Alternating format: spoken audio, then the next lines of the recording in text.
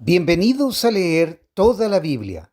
Julio 28, segunda de Crónicas, capítulo 21, verso 1 al capítulo 23, verso 21. Cuando murió Josafat, lo enterraron con sus antepasados en la ciudad de David. Después, su hijo Joram lo sucedió en el trono. Los hermanos de Joram, los otros hijos de Josafat, fueron Azarías, Jehiel, Zacarías, Azaryahu, Micael y Cefatías. Todos estos fueron hijos de Josafat, rey de Judá. Su padre había dado a cada uno de ellos regalos valiosos de plata, oro y objetos costosos, y también les dio algunas de las ciudades fortificadas de Judá. Pero designó a Joram para que fuera el siguiente rey, porque era el hijo mayor. Sin embargo, cuando Joram se afianzó firmemente en el trono, mató a todos sus hermanos y a algunos de los otros líderes de Judá. Joram tenía 32 años cuando subió al trono y reinó en Jerusalén 8 años. Sin embargo, siguió el ejemplo de los reyes de Israel y fue tan perverso como el rey Acab, porque se había casado con una de las hijas de Acab. Así que Joram hizo lo malo a los ojos del Señor. No obstante, el Señor no quiso destruir la dinastía de David, porque había hecho un pacto con David y le había prometido que sus descendientes seguirían gobernando como una lámpara que brilla para siempre.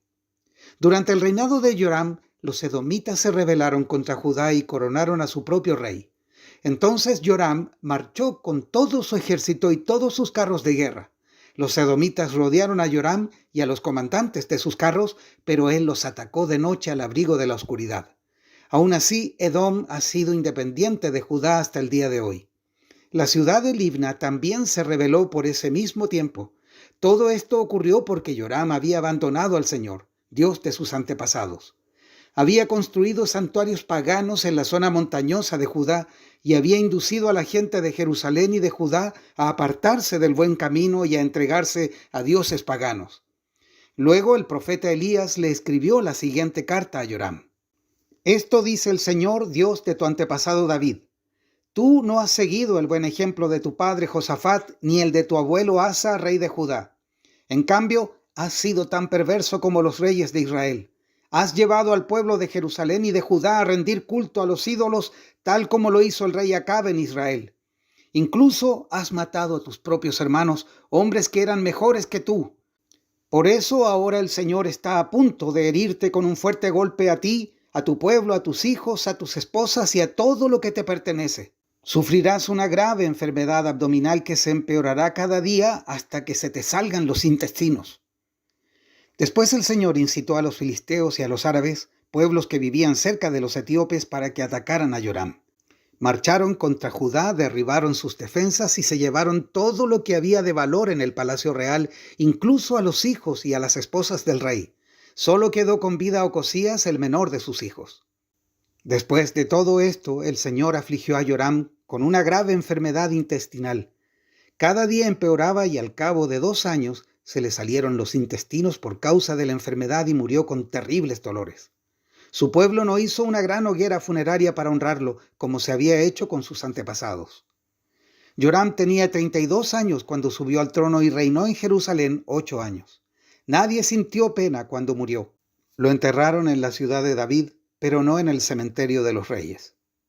Entonces el pueblo de Jerusalén proclamó como siguiente rey a Ocosías, el hijo menor de Joram, ya que bandas saqueadoras que llegaron con los árabes habían matado a todos los hijos mayores. Por eso Ocosías, hijo de Joram, reinó sobre Judá. Ocosías tenía 22 años cuando subió al trono y reinó en Jerusalén 1 año. Su madre se llamaba Atalía y era nieta del rey Omri. Ocosías también siguió el mal ejemplo de la familia del rey Acab, porque su madre lo animaba a hacer lo malo. Hizo lo malo a los ojos del Señor, igual que la familia de Acab. Los parientes de Acab incluso llegaron a ser asesores de Ocosías después de la muerte de su padre y lo llevaron a la ruina. Siguiendo su mal consejo, Ocosías se unió a Joram, hijo de Acab, rey de Israel, en su guerra contra el rey Hazael de Aram en Ramot de Galaad. Cuando los arameos hirieron a Joram en la batalla, él regresó a Jezreel para recuperarse de las heridas que había recibido en Ramot. Como Joram estaba herido, el rey Ocosías de Judá fue a visitarlo a Jezreel. Ahora bien, Dios había decidido que esta visita sería la ruina de Ocosías. Mientras estaba allí, Ocosías salió con Joram para encontrarse con Jehú, nieto de Nimsi, a quien el Señor había designado para destruir la dinastía de Acab. Mientras Jehú llevaba a cabo el juicio contra la familia de Acab, por casualidad se encontró con algunos de los funcionarios de Judá y con parientes de Ocosías que viajaban con él. Entonces Jehú los mató a todos. Luego los hombres de Jehú buscaron a Ocosías y lo encontraron escondido en la ciudad de Samaria. Lo llevaron ante Jehú, quien lo mató. Ocosías recibió un entierro digno porque la gente decía: era el nieto de Josafat, un hombre que buscó al Señor con todo el corazón. Pero ninguno de los sobrevivientes de la familia de Ocosías estaba en condiciones de gobernar el reino. Cuando Atalía, la madre del rey Ocosías de Judá, supo que su hijo había muerto, comenzó a aniquilar al resto de la familia real de Judá. Pero Josaba, hermana de Ocosías e hija del rey Joram, tomó a Joás, el hijo más pequeño de Ocosías, y lo rescató de entre los demás hijos del rey que estaban a punto de ser ejecutados. Josaba puso a Joás con su nodriza en un dormitorio. De esa manera, Josaba, esposa del sacerdote Joiada y hermana de Ocosías, escondió al niño para que Atalía no pudiera asesinarlo. Joás permaneció escondido en el templo de Dios durante 6 años, mientras Atalía gobernaba el país. En el 7º año del reinado de Atalía, el sacerdote Joiada decidió actuar. Se armó de valor e hizo un pacto con 5 comandantes del ejército: Azarías, hijo de Jeroam; Ismael, hijo de Johanán; Azarías, hijo de Obed; Maaseías, hijo de Adaía; y Elisafat, hijo de Sicri. Estos hombres viajaron en secreto por todo Judá y convocaron a los levitas y a los jefes de clanes de todas las ciudades para que fueran a Jerusalén. Entonces se reunieron frente al templo de Dios, donde hicieron un pacto solemne con Joás, el joven rey. Joiada les dijo: «Aquí está el hijo del rey. Ha llegado el momento para que él reine. El Señor prometió que un descendiente de David sería nuestro rey. Tienen que hacer lo siguiente: cuando ustedes, sacerdotes y levitas, empiecen el turno el día de descanso, una tercera parte de ustedes servirán como porteros. Otra tercera parte irá hasta el palacio real y la otra tercera parte estará en la puerta de los cimientos. Todos los demás deberán quedarse en los atrios del templo del Señor. Recuerden, solo los sacerdotes y los levitas de turno pueden entrar al templo del Señor porque han sido separados como santos. El resto del pueblo deberá obedecer las instrucciones del Señor y permanecer fuera. Ustedes, levitas, formen una escolta alrededor del rey y tengan sus armas en la mano. Maten a cualquiera que intente entrar al templo. Quédense junto al rey, vaya donde vaya». De manera que los levitas y todo el pueblo de Judá hicieron todo tal como el sacerdote Joiada les había ordenado. Los comandantes se encargaron de los hombres que se presentaban para su turno ese día de descanso, así como los que terminaban el suyo. El sacerdote Joiada no permitió que ninguno se fuera a su casa después de haber terminado su turno. Luego Joiada dio a los comandantes las lanzas y los escudos grandes y pequeños que habían pertenecido al rey David y estaban guardados en el templo de Dios. Ubicó a todos los hombres alrededor del rey con sus armas listas. Formaron una hilera desde el lado sur del templo hasta el lado norte y alrededor del altar. Entonces Joiada y sus hijos sacaron a Joás, el hijo del rey, pusieron la corona sobre su cabeza y le entregaron una copia de las leyes de Dios. Lo ungieron y lo proclamaron rey, y todos gritaron: «¡Viva el rey!». Cuando Atalía oyó el ruido de la gente que corría y los gritos aclamando al rey, fue deprisa al templo del Señor para ver qué pasaba. Cuando llegó, vio al recién coronado rey de pie en el lugar de autoridad junto a la columna de entrada al templo. Los comandantes y los trompetistas lo rodearon y gente de todo el reino celebraba y tocaba las trompetas. Los cantores con instrumentos musicales dirigían al pueblo en una gran celebración. Cuando Atalía vio todo esto, rasgó su ropa en señal de desesperación y gritó: «¡Traición! ¡Traición!». Después el sacerdote Joiada ordenó a los comandantes que estaban a cargo de las tropas: «Llévensela a los soldados que están de guardia frente al templo y maten a cualquiera que intente rescatarla». Pues el sacerdote había dicho: «No deben matarla dentro del templo del Señor». Por eso la agarraron y la llevaron a la entrada de la puerta de los caballos en el predio del palacio y allí la mataron. Luego Joiada hizo un pacto entre él mismo, el rey y el pueblo, de que serían el pueblo del Señor. Así que toda la gente fue al templo de Baal y entre todos lo destruyeron. demolieron los altares, destrozaron los ídolos y mataron a Matán, el sacerdote de Baal, frente a los altares. Entonces, siguiendo las instrucciones que había dado David, Joiada puso sacerdotes y levitas a cargo del templo del Señor. También les ordenó que presentaran ofrendas quemadas al Señor, como estaba establecido en la ley de Moisés, y que cantaran y se alegraran tal como David había instruido. También colocó porteros en las puertas del templo del Señor para impedir la entrada a todo aquel que por cualquier motivo estuviera ceremonialmente impuro. Después, los comandantes, los nobles, los gobernantes y toda la gente del reino escoltaron al rey desde el templo del Señor, pasaron por la puerta superior, entraron al palacio y sentaron al rey en el trono real. Toda la gente del reino se alegró y la ciudad estaba tranquila porque Atalía había sido ejecutada. Romanos capítulo 11 versos 13 al 36. Menciono todo lo anterior especialmente para ustedes los gentiles. Dios me designó apóstol a los gentiles.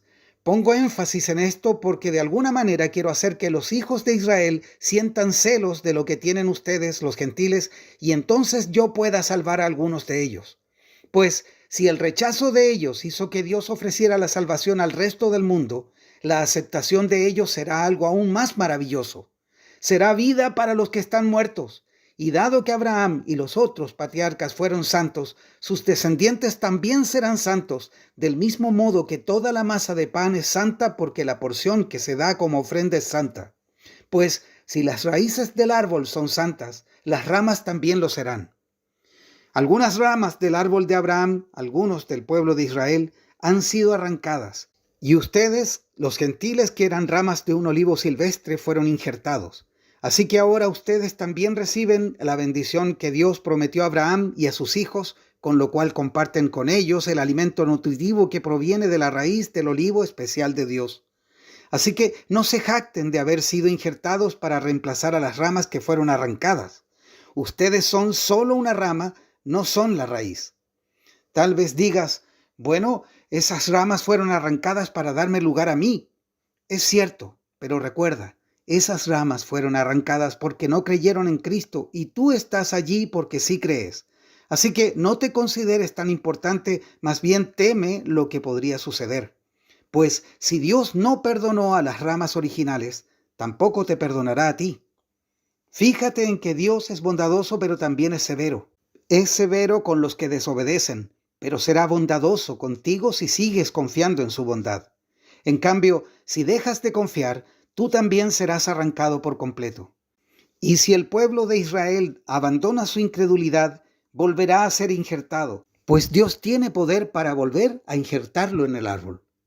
Tú, por naturaleza, eras una rama cortada de un olivo silvestre. Por lo tanto, si Dios estuvo dispuesto a ir en contra de la naturaleza al injertarte en un árbol cultivado, Él estará mucho más dispuesto a injertar las ramas originales en el árbol al que pertenecen. Mis amados hermanos, quiero que entiendan este misterio para que no se vuelvan orgullosos de ustedes mismos. Parte del pueblo de Israel tiene el corazón endurecido, pero eso solo durará hasta que se complete el número de gentiles que aceptarán a Cristo, y entonces todo Israel será salvo. Como dicen las Escrituras, el que rescata vendrá de Jerusalén y apartará a Israel de la maldad, y mi pacto con ellos es que quitaré sus pecados. Muchos del pueblo de Israel ahora son enemigos de la buena noticia y eso los beneficia a ustedes, los gentiles. Sin embargo, ellos todavía son el pueblo que Dios ama porque Él eligió a los antepasados Abraham, Isaac y Jacob. Pues los dones de Dios y su llamado son irrevocables. Ustedes, los gentiles, antes eran rebeldes contra Dios, pero cuando el pueblo de Israel se rebeló contra Él, Dios tuvo misericordia de ustedes y no de ellos. Ahora ellos son los rebeldes y a ustedes Dios les mostró su misericordia para que ellos también participen de la misericordia de Dios. Pues Dios encarceló a todos en la desobediencia para poder tener misericordia de todos. ¡Qué grande es la riqueza, la sabiduría y el conocimiento de Dios! Es realmente imposible para nosotros entender sus decisiones y sus caminos. Pues, ¿quién puede conocer los pensamientos del Señor? ¿Quién sabe lo suficiente para aconsejarlo? ¿Y quién le ha entregado tanto para que Él tenga que devolvérselo?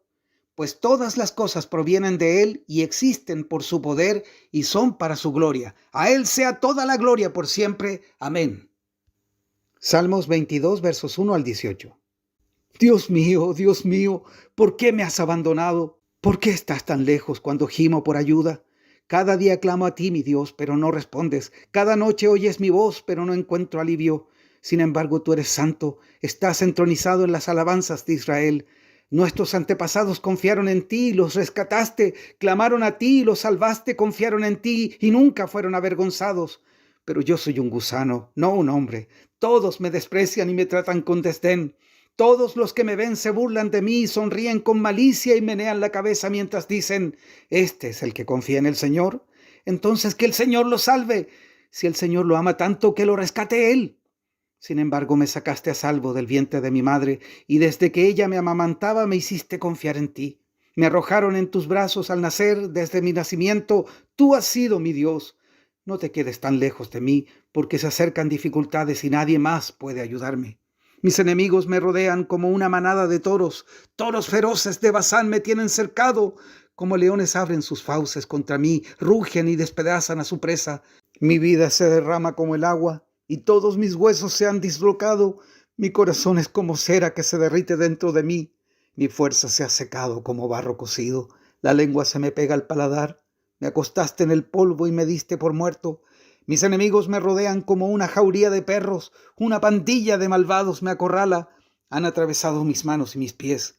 Puedo contar cada uno de mis huesos. Mis enemigos me miran fijamente y se regodean. Se reparten mi vestimenta entre ellos y tiran los dados por mi ropa. Proverbios capítulo 20, verso 7. Los justos caminan con integridad. Benditos son los hijos que siguen sus pasos. Hasta aquí la lectura de hoy.